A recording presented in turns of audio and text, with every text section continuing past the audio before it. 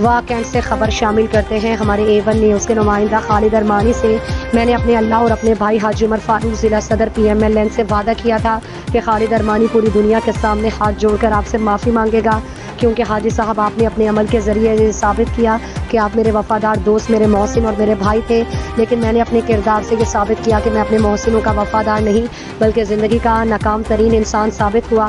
میری اس خبر کے بعد لوگ لعنتیں دینا شروع کر دیں گے اور دوست احباب بھی ناراض ہوں گے کہ ارمانی یہ آپ نے کیا کیا، بھلے سب کے سب ناراض ہو جائیں، مجھے کسی کی کوئی پرواہ نہیں، جو دل میں آیا کہہ دیا، اگر میرا رب مجھ سے راضی ہو گیا تو مجھے کسی اور کی کوئی پرواہ نہیں۔ اپنی غلطیوں کے بعد معافی مانگنے کے عمل سے اللہ پاک خوش ہوتے ہیں۔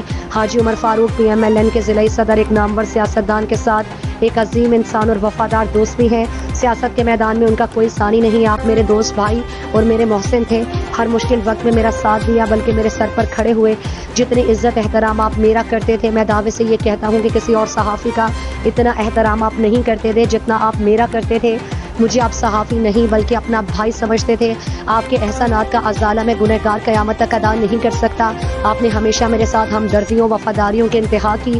اپنے محسن کے ان تمام احسانات کے بعد میں نے جو کچھ آپ کے ساتھ کیا ناقابل معافی، ناقابل ازالہ ہے، لیکن انسان کے اندر بھی ایک انسان ہوتا ہے، اگر اس میں 1% ایمان کی رتی موجود ہو تو اس کا زندہ ضمیر بار بار اسے ملامت کرے گا کہ جس نے آپ کے ساتھ وفا کی آپ نے اس کے ساتھ کیا کیا۔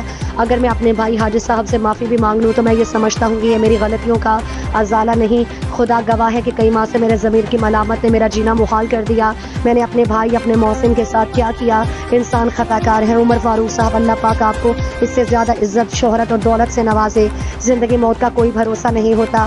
آخر میں یہ بولوں گا کہ آپ اتنے عظیم انسان ہیں، یہ سب کچھ کرنے کے باوجود پھر بھی آپ نے مجھے گلے لگایا، آپ نے دوستی بھائی بندی نبھانے کی انتہا کی، لیکن میں نے اپنے ہاتھوں سے اپنے قیمتی سرمایوں اور اثاثے کو آگ لگا دی۔ دنیا کا بدبخت ترین انسان ہوں جس کو اپنے دوستوں اور وفاداروں کی پہچان نہیں۔